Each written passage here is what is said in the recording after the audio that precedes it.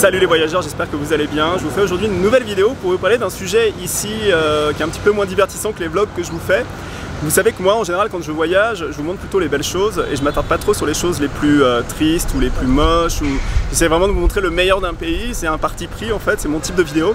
Mais aujourd'hui je voulais vous parler d'un sujet un petit peu différent et un sujet important, qui me paraît important, c'est une sorte de billet d'humeur pour vous sensibiliser à une arnaque ici qui se passe à Medellín en Colombie et un petit peu partout en Colombie aussi, mais majoritairement ici en Colombie.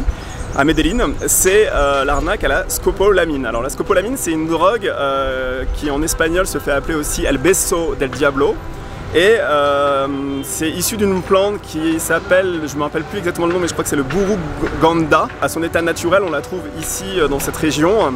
Et quand elle est transformée en une drogue qui s'appelle donc la scopolamine, il suffit que vous mettiez un petit peu de poudre dans un verre ou que vous en mettiez un petit peu sur un papier et que vous la renifliez pour que vous perdiez complètement votre libre arbitre. En gros, elle est utilisée de cette façon-là. Alors, je vous donne un exemple d'un touriste à qui c'est arrivé il n'y a pas très longtemps. Il se balade en ville tout seul, il va dans un bar et il rencontre deux filles, donc des filles, des prostituées, qui commencent à lui dire bah, on paye-moi un verre, je te paye un verre, blablabla. Et en fait, donc il commence à offrir des verres aux filles. Et les filles lui glissent discrètement quand il est aux toilettes la drogue, donc la scopolamine, dans son verre. Et à partir du moment où vous avez injecté cette drogue dans votre corps, que ce soit par la boisson ou en l'ayant reniflé, et à partir du moment finalement que vous avez cette drogue en vous, la scopolamine, vous perdez complètement votre libre arbitre, votre conscience, et vous faites ce que les gens vous demandent de faire. Ça paraît bizarre parce que vous êtes dans une espèce d'effet secondaire, mais les gens qui ont vécu l'expérience ne se rappellent de rien. En gros, pendant 12 heures, 24 heures, en fonction de la quantité de drogue que vous avez pris, vous allez vous trouver dans un état complètement Vous paraissez de l'extérieur normal, les gens ne se rendent pas compte que vous êtes sous l'effet de la drogue. Mais par contre, les gens qui sont avec vous, qui vous ont donné la drogue, vont vous dire maintenant tu fais ci, tu fais ça, tu me donnes tes codes de carte bleue, tu me donnes ton argent liquide, tu m'amènes dans ton appartement, tu me donnes toutes tes affaires. Et c'est comme ça que les gens se font racketter, sont retrouvés une journée ou 2 jours après dans un parc détroussé sans plus rien. Si on vous donne un petit peu trop de drogue, dans certains cas, il y a des gens qui peuvent y passer, en fait, qui font une sorte d'overdose à la drogue, et c'est ce qui est arrivé à un professeur canadien il n'y a pas très longtemps. Il est mort des effets de cette drogue. Donc je voulais vous faire cette petite mise en garde, parce que c'est une drogue dont on parle peu. Moi j'ai vu un documentaire sur Vice, hyper intéressant, qui explique un petit peu toute cette filière et comment la drogue, elle est distribuée, et les effets, et il y a des témoignages de gens justement qui racontent comment ça s'est passé. Je vous montre un petit extrait, et je vous reprends juste après. O sea, tú coges con un soplido así, por ejemplo, tú estás aquí caminando y de repente, o sea, tú vas de espalda o vamos a una pinta caminando acá y yo me le paso por un lado y le hago así nomás con eso, nomás con ese destello, el man ya queda burundangueado. Pues como se presta para uno como mujer robar a los manes, también los manes la usan como para violarnos a nosotras. Todo eso que trata la scopolamina como para hacerle daño a la gente. Mata a una persona en 20 minutes, en 5 minutes, et on ne se rend pas compte. Voilà, je vous conseille de regarder le documentaire Vice, ça dure 30 minutes, mais c'est super intéressant et vous en saurez un petit peu plus sur cette drogue.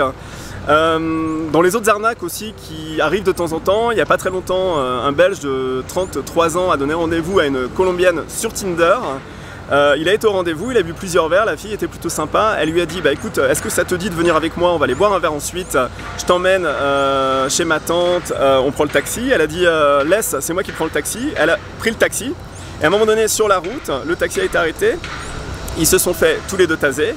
Et je vous montre l'extrait du journal dans lequel on raconte cette histoire. Les rencontres sur le réseau Tinder peuvent parfois s'avérer désastreuses. C'est en tout cas la mésaventure qu'a vécu un Belge en Colombie. Le rendez-vous galant a tourné au cauchemar. Lax Milota.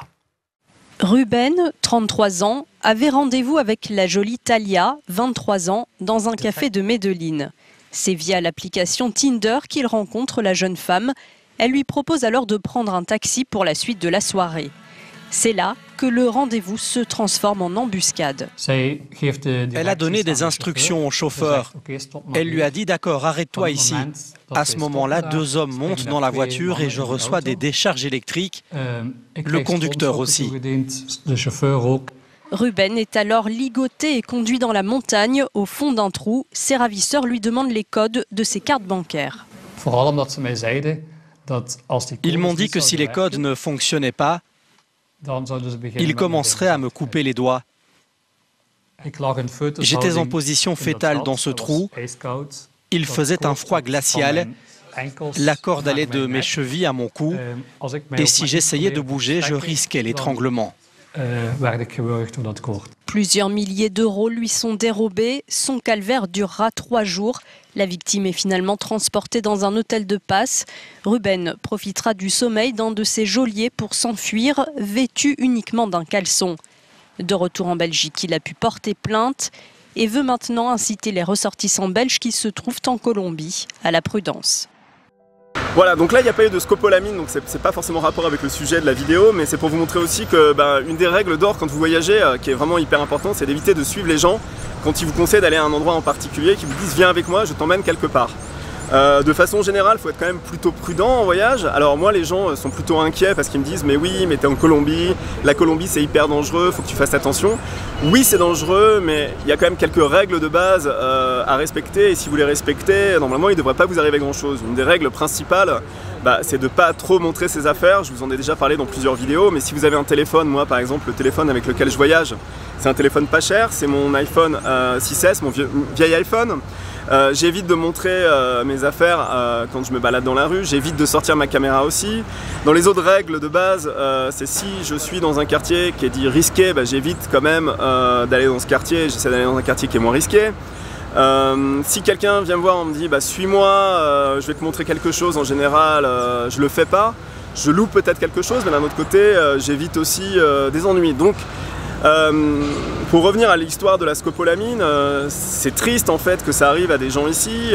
Si en plus les gens prennent trop de cette drogue, ils peuvent faire une overdose. Mais de façon générale, si vous allez en boîte et que vous buvez des verres, évitez de laisser votre verre seul. Règle numéro 1. Règle numéro 2, si vous avez des gens qui vous offrent un verre, méfiez-vous parce que ça peut être une tentative pour vous droguer et il peut y avoir de la scopolamine à l'intérieur de votre verre. Règle numéro 3, c'est de ne pas sortir seul dans les bars et les boîtes en état d'ébriété, mais ça me paraît des règles plutôt raisonnables. D'un autre côté, il faut être très vigilant dans les pays où vous savez qu'il y a des risques. C'est comme dans toutes les villes du monde, il y a des quartiers risqués, il faut éviter d'y aller. Les gens douteux, il faut éviter de les suivre. Voilà, c'est vraiment tout un tas de règles à respecter qui vont vous permettre, si vous voyagez, d'éviter ce genre de pépins. Et je pense que ces règles-là, on les apprend finalement avec l'expérience en voyageant. Mais sachez quand même que Medellín, c'est une ville qui est relativement sûre. Il y a une grande transformation qui s'est opérée depuis des années et finalement aujourd'hui, vous pouvez vous balader dans la ville sans trop de problèmes. Moi, il m'arrivait rien, mais il arrive de temps en temps un mini pourcentage de gens à qui il arrive d'avoir des problèmes, et notamment ce professeur canadien qui est mort à cause d'une trop grosse dose de scopolamine, notamment ce touriste belge qui a réussi à s'échapper et qui s'est finalement retrouvé entre la vie et la mort parce qu'ils auraient pu le faire disparaître une fois qu'ils avaient pris toutes ses affaires. Voilà, c'est important pour moi de vous faire cette vidéo. Encore une fois, c'est pas du tout le type de choses que j'aime vous montrer dans mes vidéos. J'aime pas vous parler des choses les plus tristes, des choses les plus scabreuses ou les plus dégueulasses dans les villes et les pays que je voyage. Je trouve que c'est pas l'idée de mes vidéos. J'aime bien vous montrer les belles choses, vous faire rencontrer les gens intéressants, et je n'aime pas vous emmener dans les trucs les plus scabreux, mais je voulais vous faire cette vidéo pour vous dire, si vous venez en Colombie, soyez quand même vigilants parce que la plupart du temps il va rien vous arriver. Les gens que vous allez rencontrer vont être des gens plutôt géniaux et plutôt sympathiques, mais de temps en temps, si vous sortez le soir, faites attention à ne pas sortir seul, évitez d'accepter les verres qu'on vous offre, évitez de suivre des jolies filles qui vous proposent d'aller chez elles après. Essayez de suivre un peu votre instinct et essayez de sentir un peu les gens, parce que en général, si vous y réfléchissez après coup, la plupart des gens à qui il est arrivé des pépins, ils se sont dit mais oui, mais c'est vrai, j'aurais dû y penser avant, ça me paraissait louche, une si belle fille qui me propose d'aller chez elle, qu'on m'offre un verre comme ça alors que je connais pas les gens. Vous voyez, il y a tout un tas de faites confiance à votre instinct, évitez de tomber dans des traquenards et soyez vigilants, soyez hyper vigilants, quel que soit le pays où vous allez aller en fait. Vous savez, les arnaques, elles existent partout. Moi j'habite Paris, à Paris il y a aussi plein d'arnaques. Il faut être vigilant, quoi qu'il en soit. D'ailleurs, en parlant de ça, scopolamine, il y a eu des arnaques à la scopolamine en France, à Paris. Je crois que c'était 2 Chinois qui ont utilisé cette drogue pour piquer des affaires à des personnes âgées. Donc vous voyez, ça peut aussi arriver à Paris. C'est une drogue qu'on trouve majoritairement dans la nature ici, mais ça peut arriver aussi en France, à Paris. Voilà. J'espère que cette vidéo vous a intéressé. Si vous voulez en savoir un petit peu plus sur le sujet de la scopolamine, regardez la vidéo sur Vice, parce que le sujet est très bien filmé et j'ai trouvé que ça m'a appris plein de choses en fait. Et du coup, aujourd'hui, je vais pas dire que je suis expert en la scopolamine, mais c'est un sujet aujourd'hui que je comprends, donc je sais ce qu'il faut faire pour éviter de me faire avoir. Mais ça peut m'arriver comme tout le monde. Il paraît que dans la rue, on vous donne un petit papier, on vous dit elle est où la direction, et il suffit qu'il y en ait un petit peu, que vous l'ayez reniflé pour que vous soyez sous l'effet de la drogue. Voilà. Donc j'espère que la vidéo vous a plu. Moi je continue mon séjour ici, je suis toujours à Medellín. Il y aura des prochaines vidéos à venir, notamment qu'est-ce que je vais faire, je sais pas, on verra. J'ai pas encore vraiment d'idée. J'ai étendu mon séjour à Medellín parce que finalement j'aime beaucoup la ville et que je trouve que c'est intéressant, qu'il y a plein de choses vraiment chouettes à voir, et j'aime beaucoup l'énergie de la ville, vous voyez. Indépendamment des histoires dont je vous ai parlé qui représentent une mini partie, c'est que du bonheur ici. Il fait beau, on mange pour pas cher, les gens sont sympas, il y a une bonne ambiance, on peut sortir tous les soirs, écouter de la musique.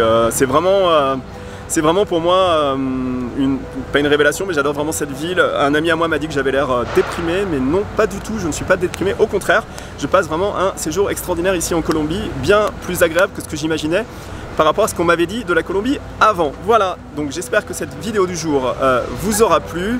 Si vous avez un petit peu plus de questions, n'hésitez pas à les mettre dans les commentaires en dessous. Et moi je vous dis à très vite pour de nouvelles aventures sur la chaîne de Benji Around the World.